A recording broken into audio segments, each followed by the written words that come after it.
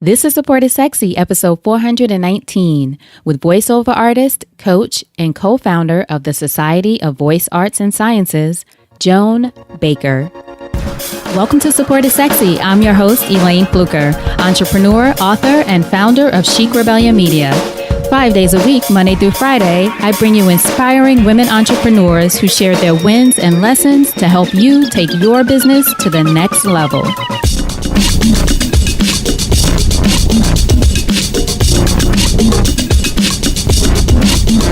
Here we go.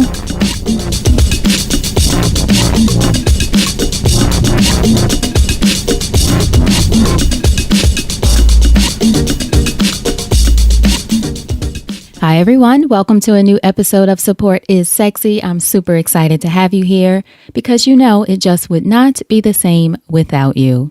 And listen, if you are a woman entrepreneur, a leader, a creative, a coach, a consultant, anyone who is looking to get their voice and their message out there, you must consider podcast guesting. But if you haven't done it before or you need a little refresher on some tips on how to do that, I want you to download my free guide on how to be an unforgettable podcast guest.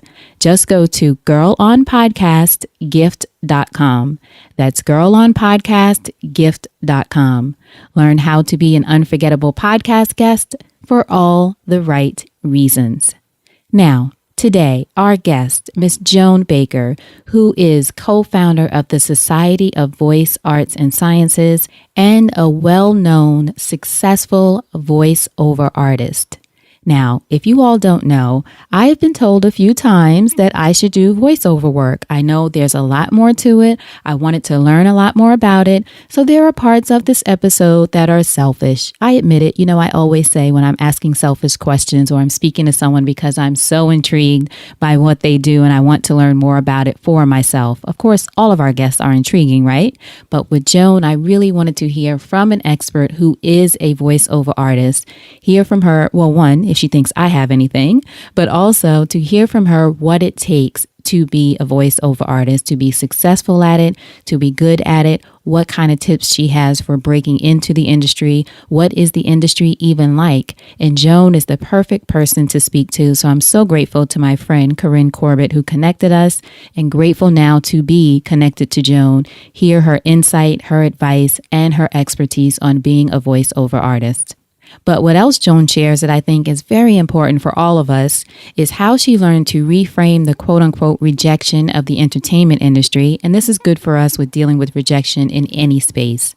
Also, the mind shift she had to make to open doors up for her as an artist. And the moment she realized that she had to choose herself and become an entrepreneur and create her own work. And this really changed everything for her in her life and in her business. So even though there are selfish moments in here, you are going to absolutely love hearing from Joan. So without further ado, Joan Baker. So Joan, thank you so much for being here for an episode of Support is Sexy. I am super excited to chat with you. Well, support is sexy, so that's why I'm here. Excellent. Thank you. So our first question for you, when did you first fall in love with entrepreneurship? I love that question because it actually, even that was a journey for me to fall in love with. But ultimately, I think when you are in show business, whether you realize it or not, you end up being an entrepreneur. So just the very nature of wanting to be in show business, somehow unconsciously, you must be in love with being an entrepreneur. And then for me, it came to fruition when I met my partner, and my partner is actually my husband. Mm-hmm. And for whatever reason, when we met, and we met through voiceover, but when we met, yes, we met through voiceover. He was a producer at ABC News, and I got hired to voice a woman's health campaign for World News Tonight with Peter Jennings. And that was back in 1994. And the reason why I know it was fate was because, one, it was my husband's birthday. So I met him on his birthday, although I didn't know it was his birthday. I met him on his birthday, and they had not hired a woman announcer for 8 years. Wow. And before that, they had one. So the fact that I got hired and they hadn't hired a woman in 8 years, that's kind of not an accident. That's amazing. And it was your husband to be birthday. Yes. So actually, the real reason why I showed up was to meet my husband. Right. The byproduct was the voiceover work. Right. That all came later. I love it. I love what you said, though, about not thinking about or how going into show business is actually a choice to be an entrepreneur. Because I think a lot of people miss that. They don't understand that. Actors, behind the scenes people, everyone. Elayne, you're right. I don't think it's quite understood. I think that, and that's partly because of history. And what history shows about show business is that somehow you'll get discovered and someone will see your potential and then create vehicles for you to perform in. And that's actually PR. That's not really what happened. Mm-hmm. And so I think that when people get in show business today, or in today's climate, people are looking to be discovered and their potential. And somehow the manager, the agent, this person, that person will kind of create the vehicle for you to show up in. And somehow magically you'll be a star. But really, it couldn't be, the hardest work in my life is the work I'm doing now in show business. And I had to become an entrepreneur for that to happen. And I had to realize that because in my life, I had so many doors closed in terms of being a talent, in terms of being a type and not a type that was easily, put in a box. So it's like every area in my life, there were doors that were closing until finally I go, what is my life telling me? And I realized it was telling me that I needed to be an entrepreneur and create my own work. And I resisted it until I met my husband. And my husband happened to be a visionary, a director, producer, and writer, and one that had tons of ideas, but didn't kind of have someone to connect to really make those things happen. So when we got together, we immediately started teaching. We started teaching voiceover. I was already teaching it. But we created a class that came from the actress's point of view, the voice actor's point of view, and the producer point of view. And it was not only not done in New York, no one was doing anything like that, but it was also very needed, and it became a huge success, these 2 points of view together. And I had been teaching before I met my husband. And so when I was teaching, when I met my husband, there was no one out there that was creating classes that would bring in buyers or producers or casting directors. And it was partly because I either worked with them or I wanted to work with them. So I just kind of put everything together. And I created these workshops in an acting school here in New York, and they became so popular. I did it for years, and then I met my husband, and then we created another level of teaching with the dynamic of having the buyer, i.e. producer, also teaching along with me. Mm-hmm. So it really created a bond between me and my husband that right now, in terms of having a business together, we've actually been in business together in terms of coming to an office since the year 2000. And when you have that aspect, again, it really submits being an entrepreneur because you have to keep the lights on. Right. Create content. You have to create a platform. And that's what we've done. And we've grown with that to the point where now we have a nonprofit.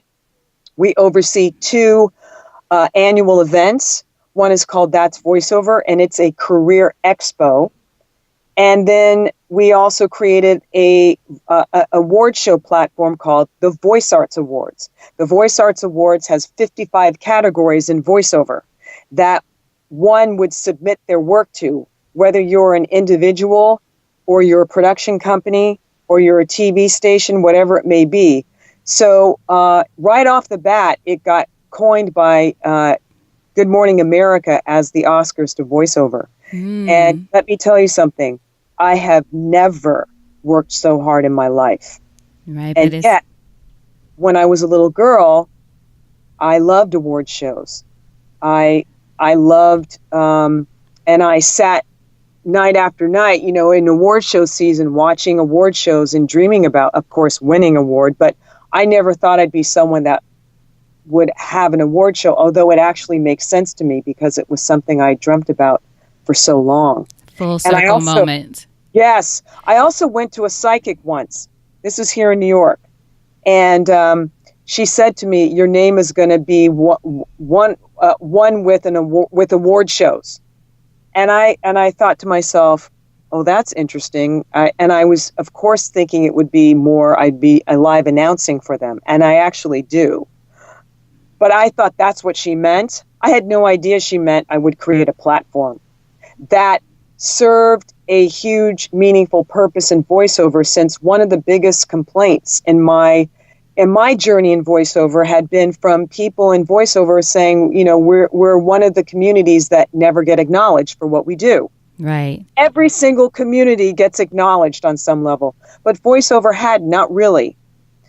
So that was years ago. How did you, so many questions. I love it. So first of all, I love that you mentioned with meeting your husband. That's a beautiful story, but also the idea that he was the visionary and you seem to be the person who knows how to execute. And I think that marriage, whether it's an actual relationship or otherwise, for people out there who feel like something might be missing in their business, if you're the visionary, you might need to find either a partner or someone that works with you temporarily who can execute, or vice versa. So I think that's a great example of how that works so well for the two of you. I couldn't have dreamt that up, Elayne. I could not have dreamt it up. All I did was dream about it, but I couldn't have dreamt up that it actually showed up in my life. Right. So now, where did you?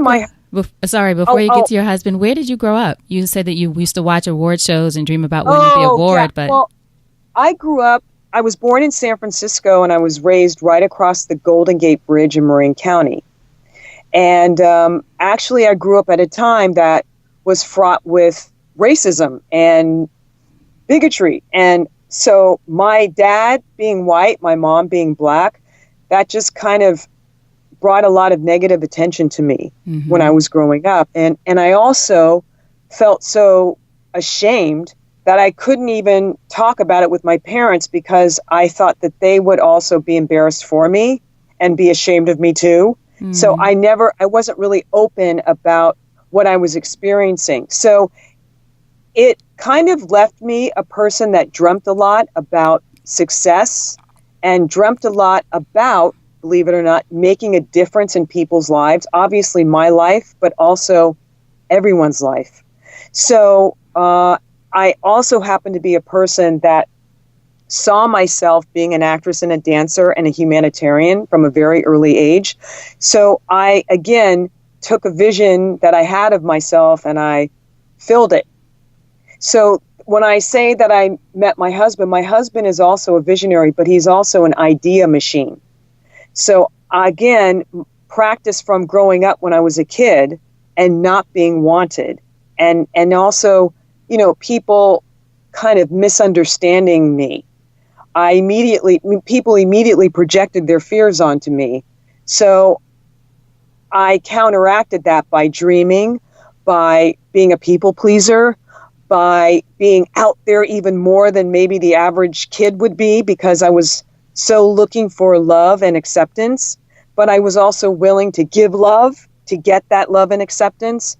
And I'm really grateful for that part in me, because I could have easily been depressed. I could have easily been someone to go to jail. I could have easily, got into things like drugs, other forms of escape.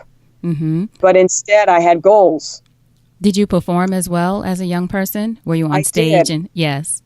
Actually, I started on stage, and then I auditioned for a kids show that was a very popular kids show where I grew up. And I ended up taking the place of an original. One of the originals of the kids show left, and I had auditioned along with hundreds of other kids, and I ended up getting it. So I was the only girl on a kids show with 3 boys, and I also had 3 brothers. So it kind of mirrored me growing up, and maybe I felt very comfortable. But I was so ecstatic. And this show was a very popular kids show. It was on Channel 5, 7:30 on Monday nights. What was it called? It's called Whatchamacallit. Whatchamacallit, okay. Whatchamacallit. And for the first year I was on the show, we wrote our own scripts. So, and that was really an extraordinary experience. And we wrote our material on Wednesday, we rehearsed it on Friday, and we taped on Saturdays. And then for the second year I was on the show, because the show eventually went off the air. So the second year on the show, we had our scripts written for us, and we just executed those. But it was one of the first experiences, because I got an agent at a very young age. Again, I was someone very adventurous. I already created my own work. I had a dance troupe that I created to perform. And from that, I started looking for an agent for our dance troupe. And I got a hold of an agent that said, okay, come in and audition for me. So I did, and I got into the agency, but not for dance, for acting. So that's where it led me to. I was in a movie when I was 8, and then from there I was on the kids' TV show, and then I wanted to study after that, and I studied dance and I studied acting, and then I moved to New York and I got on scholarship at Alvin Ailey American Dance Center, and that experience was also very intense because I was number 724 auditioning for a scholarship at Alvin Ailey. So there were thousands of people auditioning, and I was one of 20 that got the scholarship. I still to this day don't know how I did, because I was so nervous and so uptight. Wow. I always say when people say they're nervous, I said, that means that you really cared about whatever that was. That's what that nervousness was. As a matter of fact, that was definitely a dream of mine, was to get into Alvin Ailey. But I only got so far as a scholarship. It was actually really political, and I did not kind of measure up to the politics as at that time as the way the school was to get into Alvin Ailey.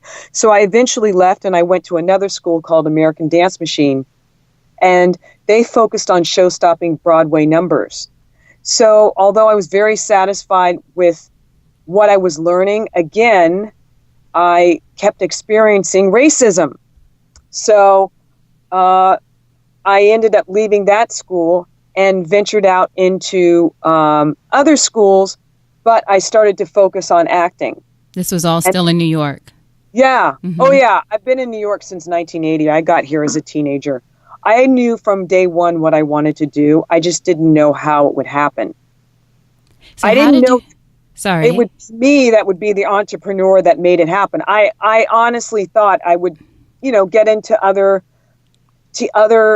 vehicles like I had on TV show and movies. I thought that would translate into adult life, but it didn't.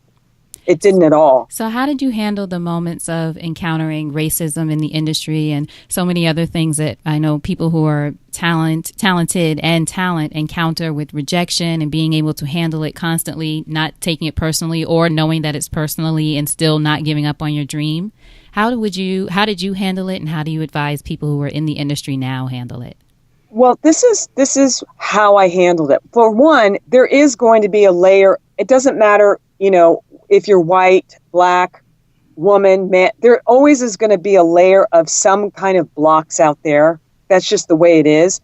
But I started to focus on what I was bringing to the table in terms of rejection and blocks. So one of the things that I discovered was, because of my, and I'll say, predicament of being mixed race and the projections that were thrown my way that I took on, I discovered that whenever I went to an audition, I was very much behaving as someone that wanted the person auditioning to make up for the bad that had happened to me. Right? So it took me a long time to realize that, but I really was focused on my own behavior and my own, what I was bringing to the table to create the doors closing. So that was a big one to discover, that I wanted people to make it up for me. The bad that had happened, the the racism that had happened, the bigotry that had come my way, the doors that had closed, and the anger that I felt about it, and the frustration that I felt about it, I wanted that person to make it up to me. And that was a huge discovery, that I brought that to the table. And so I expected other people to make it up for me. And people aren't born to do that. They're not born to make it up to you. Mm-hmm. So and you'll always end up disappointed if you go into things like that. Yeah, and it's also very unconscious. So it's not something I consciously knew I was doing or behaving. Once I got that little piece of me, things started to loosen up, because I wasn't asking, in other words, like in an unspoken way, I wasn't behaving and asking people to do me a favor by giving me this job. So that was a big deal to discover that. And then to stop operating in that way. I also think the thing about rejection is that people are really selecting the best person for their vision. And when you're on the other side of that, you realize you're not rejecting other people. You're just selecting the right talent for this particular project. Mm-hmm. You know, if I go to a store, right, and I'm going to buy a great dress, I'm not rejecting the other dresses. I'm just selecting or choosing the one that's going to work for this particular thing. Right. It's the same thing in show business. When you get clear about that, then you start behaving and acting differently. And then that causes a result that's much more successful. So there's that dynamic. Now, there's also the other dynamic where I got that my life, the way it was showing up for me, was one that I was going to have to create my own work.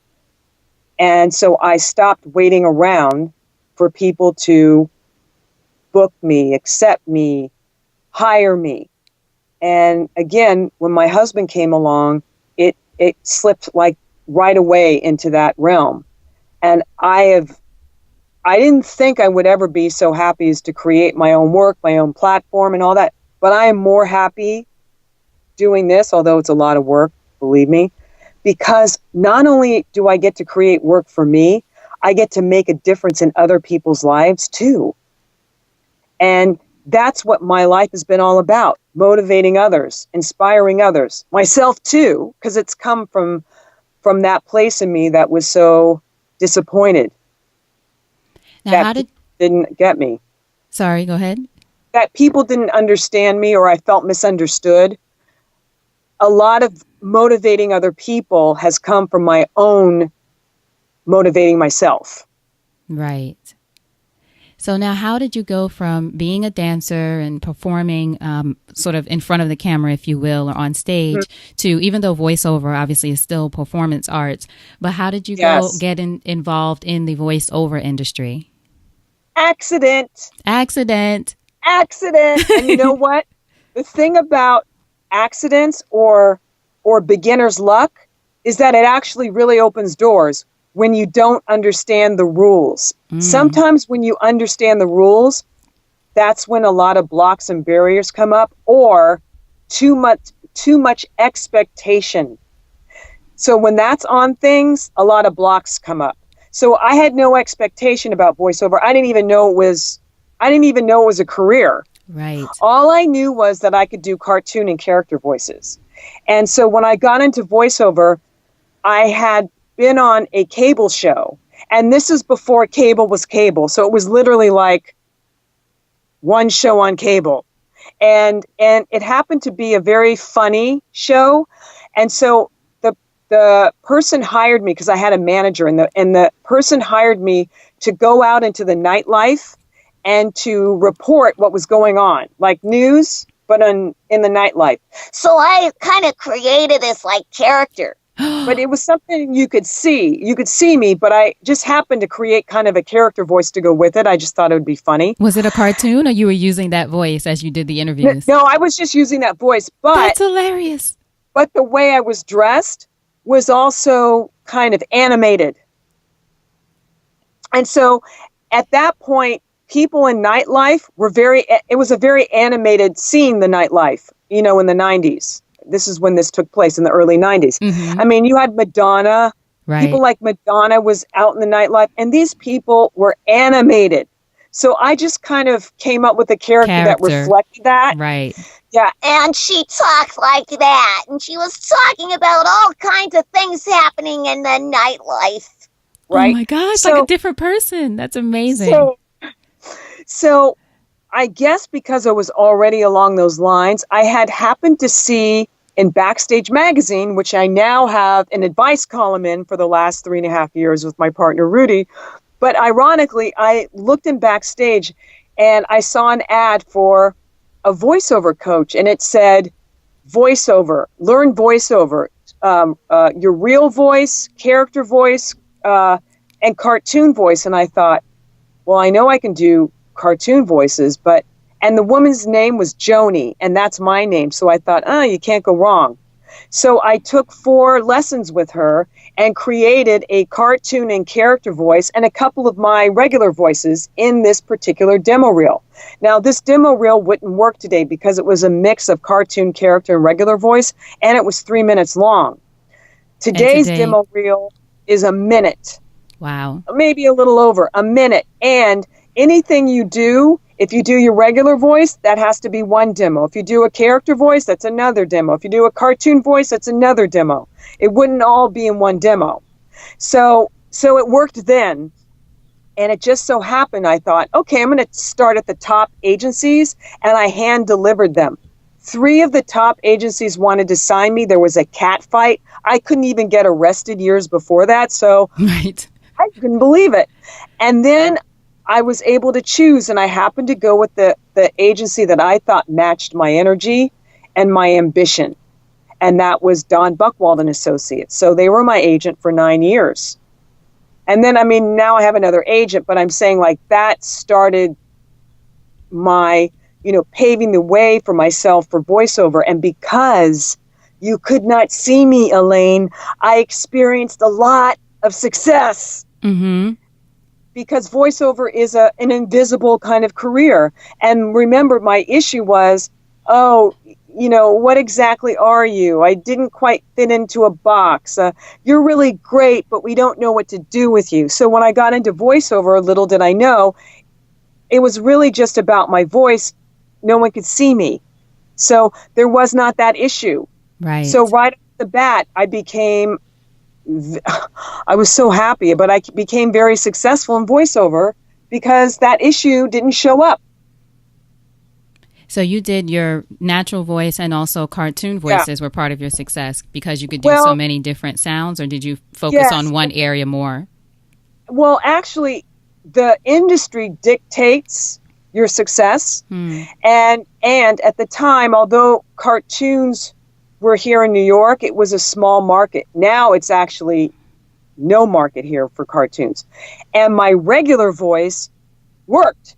And I had no idea because I could do cartoon voices. So when I first got signed, my talent agent said, you're going to have to change your demo reel. I said, what do you mean? They said, eventually it's going to be all your voice. And they said, don't worry, it will happen through jobs. So they were right. Eventually my demo reel changes as it keeps continuing to change as you get work and the years roll by and you start getting, work in other maybe areas in voiceover. But the commercial area in voiceover and the promo area, and that's the area where you promote television shows, is all your regular voice. Right. It's not inner character. So I was surprised. And what dictates your success in voiceover are the areas you book jobs in. Not necessarily what I wanted to do, but what I ended up booking. And a lot of times what you end up booking is opposite than what you think you're going to do. But you go with the industry. And you have your demo, your agent has your demo and sends it out for jobs that they think would be good for you, like an actor would do, except for your audition is the demo of your voice. Well, also, too, when you get signed with the top agency, they have a lot of relationships built. Mm-hmm. So most of the jobs you get, you have to audition for, and other people are also there auditioning. So that's one way of getting work. Another way of getting work, and it's less and less today, although it was more at the time that I got signed, which was on Valentine's Day, 1991, but was through your demo, where they did play your demo over the phone to producers. That doesn't really happen that much anymore. What more and more happens now is you really do have to audition with the material. Okay. And another way of getting work is networking. So that's why, for one, the event that we created, that's Voiceover, in the Voiceover Career Expo, has a lot of buyers meaning casting directors, agents, and in particular, producers that can hire you. And they are the ones that show up at That's Voiceover. So you have the voiceover talent and you have the content creators and facilitators there. So that's what makes our conference really dynamic and powerful. So that's also how you get work. You get work from networking. You get work from having a kick-ass demo reel that really represents the marketplace. Obviously your demo reel, you want to have real jobs on there, but it doesn't mean that you have to start from somewhere. So you may have demos on there, but the demos have to sound exactly like what you would hear on television. It can't be anything less. It has to sound like hundreds of thousands of dollars have been put into these spots. And commercials, they spend hundreds of thousands of dollars on the editing, on the music, on the voice talent, on all the production that takes place in a commercial. So when you go to a demo reel like someone that's working, that's what their demo reel is going to have, that kind of craft behind it, money behind it. So if you're going to create one from scratch, you have to match that, or why would an agent be interested? Right. So you have to invest in the demo reel. Yes, that's exactly right. And again, it's not like, oh, she has so much potential, her voice is great. That's great, but there's so many people that are doing it that are actually beyond their potential. Mm-hmm. They're actually doing it and they're marketed and branded. So if you're going to break into the industry, you have to have at least the marketing tools that can compete with someone that's been doing it for years. So in voiceover, you don't have to have the experience, you just have to sound like it. And same with material. And to me, if you want to be a working voice actor, you definitely want to have an agent, and eventually you will have to join the union. So there's a lot of steps in voiceover. So for me, I've been in the union since I was a kid, so that was a step I already had. So it was getting an agent. It was getting a demo reel produced. And again, I went with my coach, and it just so happens I had 4 lessons and we created a demo reel. But in today's market, you have to be so sharp and savvy because there's many more people in voiceover, and yet there's also more jobs in voiceover, but there's also more competition. So an agent has to have the exact niche in the marketing tools with the same quality it would be if you were really in the niche. Right. And the only niche I know that gets you an agent without making money in the industry is the area of commercials. Every other niche is either a specialty or you have to already be making a living at it for an agent to be interested. The only area I know that you do not have to make a living at and make money at yet, but you have to have the demo reel for and the chops for, is commercials. And that's because they use all kinds of voices in commercials. But yet the craft of voice acting, the craft of working in front of the microphone, you have to work with a coach. Right. You have to now learn you actually coach people through, do you coach people through the Society of Voice Arts and Sciences, which you co-founded with your partner and husband, Rudy Gaskins, right? Is his last name? Yes, that's right. So do you coach through the organization, or is that part of what the organization offers, or what other kinds of things? Well, actually, the organization does offer trainings. But I also coach one-on-one, and that comes through me. Mm-hmm. Although it's also part of Society of Voice Arts, because before Society of Voice Arts, my husband and I had an ad agency. So part of the branch of the ad agency was training and coaching and consulting.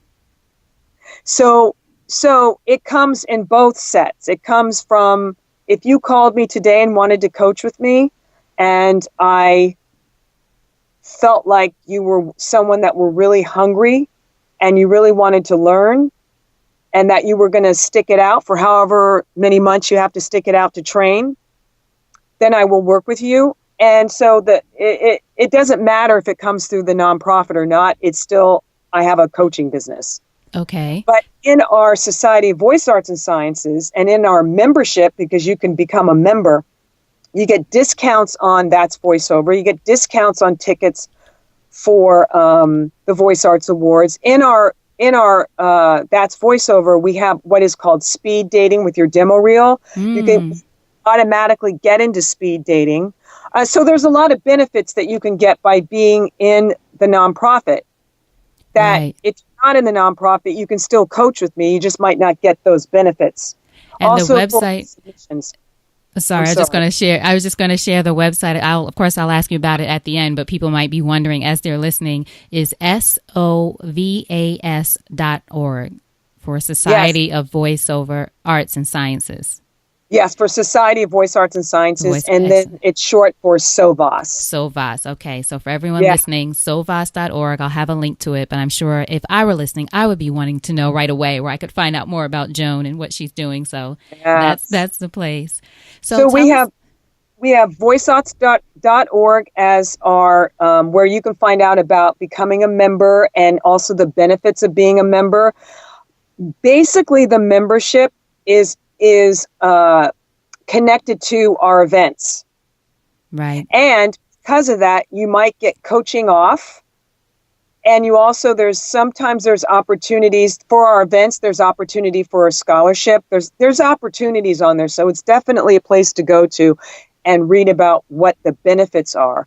We also have a website called that'svoiceover.com, and that talks about our Career Expo. And you can see what happened this past November at That's Voiceover and the seasoned, extraordinary professionals that are a part of the event and that are teachers and coaches and performers that are in actual That's Voiceover. Also, at That's Voiceover, we do have every year like an American Idol type style audition.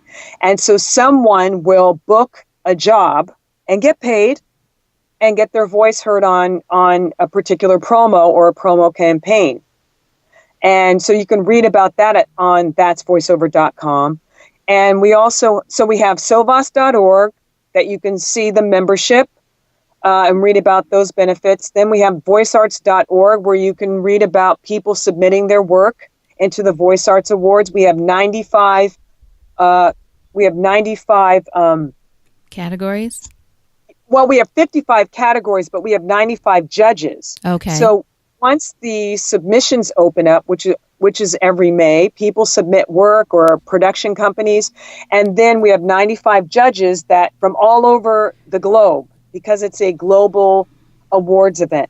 So we have them sift through people's entries, and then we announce the nominations at the end of September, and then the gala is in November, and then that's when you find out who wins. Just like the Oscars, the Emmys, the Tonys. Yes. Now, do you have to be in the union to submit for an award, to be nominated, or how do people? No, you don't have to be in the union, but your work has to have run on air, on, whatever platform it was going to run in or be on. It just has to have been something that is professional and is run on air. But, things on air are also non-union as well as union. So it doesn't matter in that sense if you're union or not. It just has to have been work that's professional and has been on air or on television or on radio or on the web or whatever the product is that it's running for. Okay, so now I have a selfish question. I admitted some of this to you beforehand, just about me hearing people say, "Oh, you have a great voice, but I know it's so much more than that goes into, being a voiceover artist. So what would you say for you, how would someone know if they have the potential, or more so what it takes to be a voiceover artist? Because like you said earlier, it's not just about potential, it's so much more. But for you, what would you advise someone who's interested? Well, the thing is that it's very individual because everyone comes to the table with pluses and, of course, things to work on. So it's it's going to end up being, in the end, that all of our voices are marketable today. So it's not like you have to have this extraordinary voice of God type sound, which is what it's called in voiceover. You don't have to sound like James Earl Jones. As a matter of fact, there's room for all of our voices in voiceover. So it's not really about your voice. Also, when you go to an audition, everyone in the room is going to sound like you. So when I go to an audition, it's based on voice type. So when I show up, everyone sounds like me. So who gets the job? The one that brings the copy to life in such a way that the buyer goes, that's exactly what I was hoping for, I would hear. Or, wow, what she brought to that piece, I didn't even expect, and I love it. Mm-hmm. Do you see what I'm saying? Yes. So it's about how you breathe life into the copy. All of our voices are marketable, and when you go to an audition, everyone's going to sound like you. So I can't stress enough, it's not about your voice. It's about the craft. It's about bringing a piece of yourself to every script that you work on. And when you go to an audition, you're not even told the direction until you walk into the room, until you're ready to record with the casting director. So your rehearsal process has to be such that it's a blueprint of how you're going to do in the room. And you don't get any direction until the moment you record. So it's a whole dynamic and a whole world that you'd have to learn. Plus, there is a language to voiceover. So if I said to you, oh, we need to do this 3 in a row, you'd have to know what that means. You'd also have to have some expertise in producing that 3 in a row if you're going to compete. So you have to have some mastery over what you're doing. And that takes working with a coach. Right. That takes training.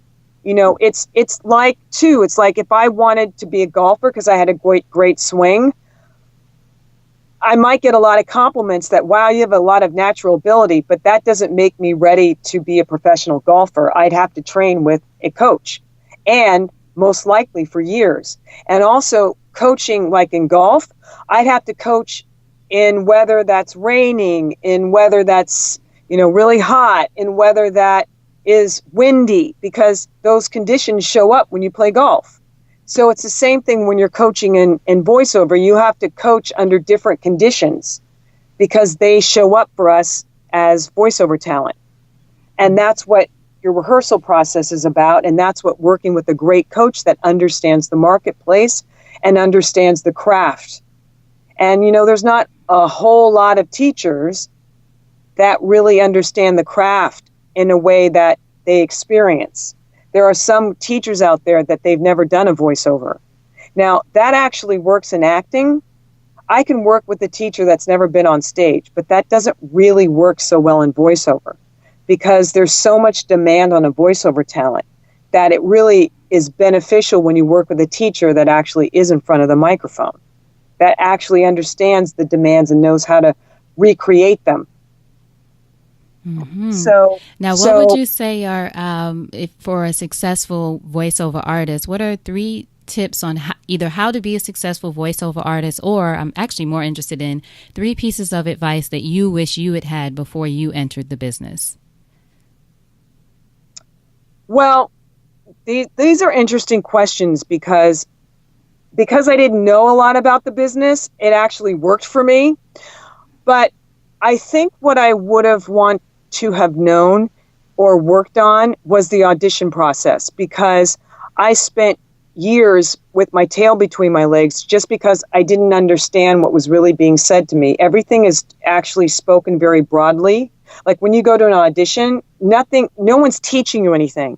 They're expecting you to bring life to the copy, but they talk to you in very broad terms. So I wish I would have known that was something that I needed to work on with a coach. And there weren't a lot of coaches at that time, but I worked with my initial coach, and then everything I did, everything that came was on-the-job training for me. And back then, there was room for that. Right now, in today's market, there is no such thing as on-the-job training. So what these words you're hearing right now is advice. It's advice to get training, because there is no such thing now as on the job. There's no room for that anymore.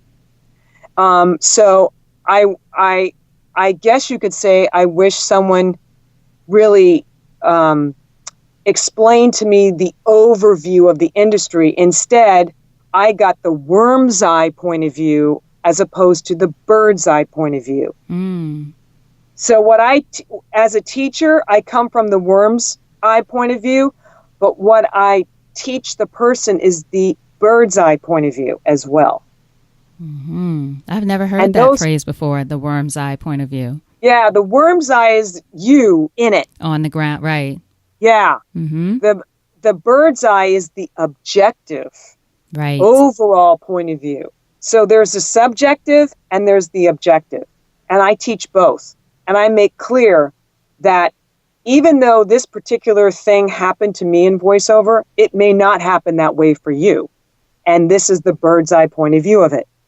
So I never discourage people. I only encourage people. But it is truly up to the person if they want to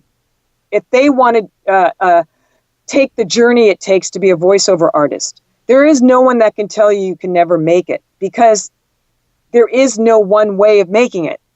So I wrote a book called Secrets of Voiceover Success, and it journeys 21 different voiceover actors, right?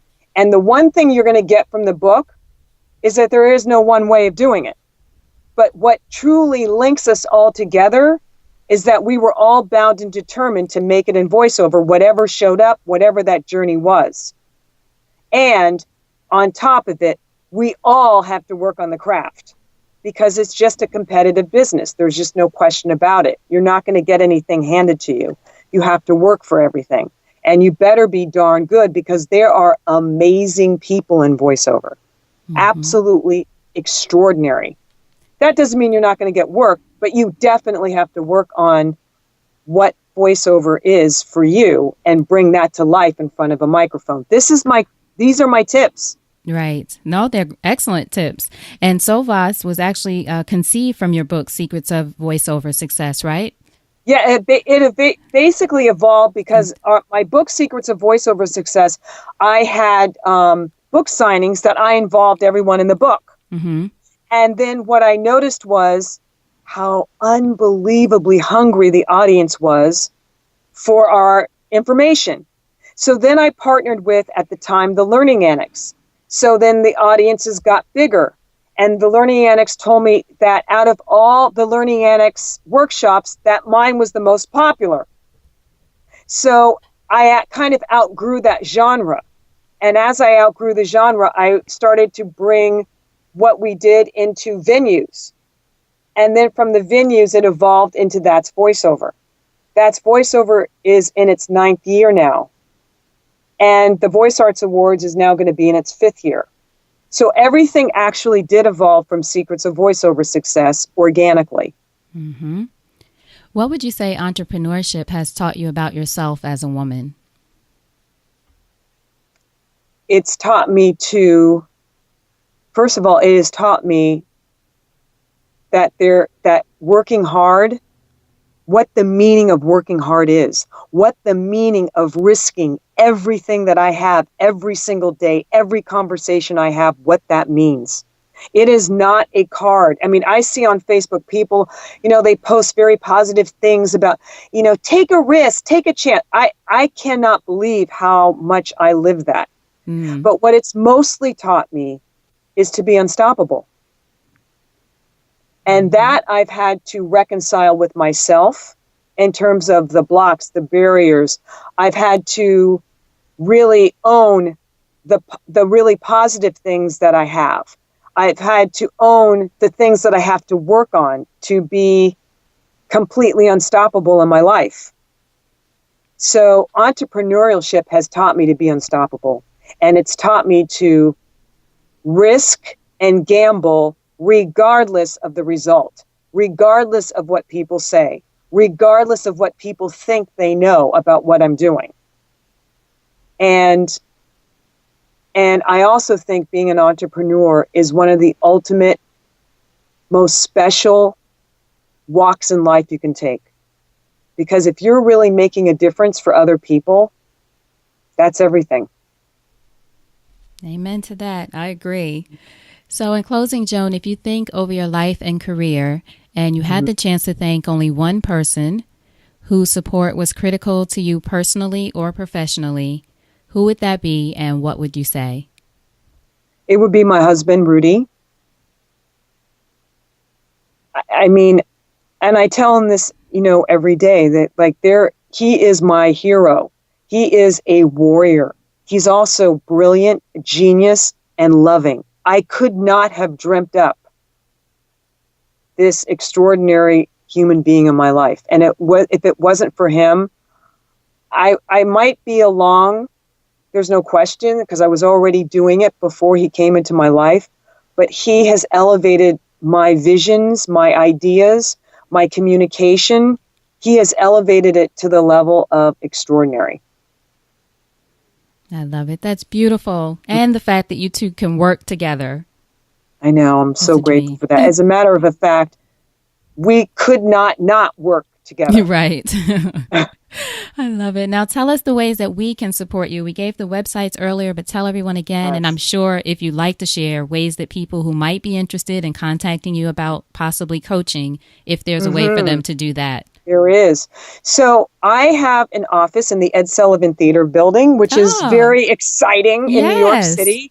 Right here in Midtown Manhattan, I have a studio in my office. So the way to get a hold of me, if you're interested in training, I not only train, but I also help people navigate and manage their careers too. Because even once you get into voiceover, it's not easy to navigate. So I've organically created that as well, just from the needs of my clients.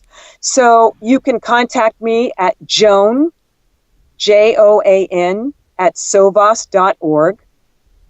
You can also, my office number is 212-269-0700. That's also another way of getting a hold of me. People can contact me, those two ways, and I do consultation. And the best consultation is not just picking my brain, but the best consultation is putting you in the booth and working with you on scripts and seeing where you are organically and naturally. And then I can create a map that we can work towards, a goal that we can work towards. Also, I have a column with Rudy in Backstage Magazine. It's a monthly voiceover advice column.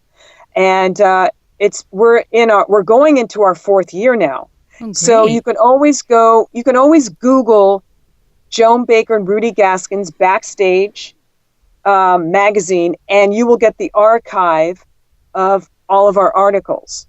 And they are pretty amazing. So you can get an overview of any area in voiceover that you want to, in terms of navigating, in terms of teaching, in terms of where things are in terms of the industry. And we come from a very objective place. So people tend to write us and tell us how much they learn. But the true learning in voiceover is actually in front of the microphone. So there is no book. There is no article. There is only, accompanied with that, there is only getting in front of a microphone and working with a coach. That is it. Mm-hmm. So I know you're going to get some outreach. I'll be reaching out, but I'm sure other people will too. Great. Yes, and then we can go from there. Yes, excellent. Thank you so much, Joan. This was really educational, and it's fantastic to hear too about industries that some people may not think of, or we think of, but we have no idea where to start. So I'm so glad we were connected.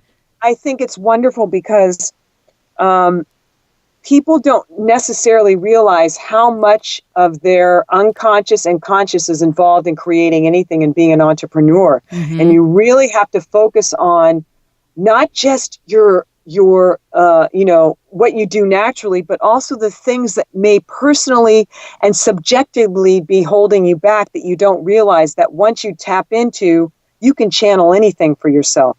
If you don't know your blind spots, it's the thing that's actually creating your results. So this is what being an entrepreneur is really focusing in on these aspects of yourself so that you become what? Unstoppable. Unstoppable. I was going to ask you for a parting piece of advice, but I think that's it. You said it, That's lady. it. Excellent. Joan, thank you so much. Hold on Thank just you, a second. Elayne. All right. I hope you enjoyed that conversation with Joan as much as I did. Such a great spirit. To find out more about her, to find out more about voiceover work and what other things you can do to learn about getting in touch with her, about coaching, about the Society of Voice Arts and Sciences, just make sure you go to supportissexypodcast.com. Go to that search icon at the top and just search Joan, Joan. Her show notes page will pop up with all of the links, the resources, and the ways to get in touch with her. Supportissexypodcast.com and just search Joan. Again, thank you so much for being here. You know I appreciate you. I look forward to chatting with you again soon. And if you are thinking about getting your message out there to the world, ways for you to do that, easy ways for you to do that doesn't cost you too much time, energy, no travel time, and you don't even have to get done up for it, right? I want you to consider podcast guesting. So make sure you download that gift, girlonpodcastgift.com, my free guide on how to be an unforgettable podcast guest and all the reasons that podcast guesting can help you grow your business. girlonpodcastgift.com. All right, so thank you again for being here. I look forward to chatting with you soon. And until then, always remember, you deserve support. And I'll talk to you soon. Take care.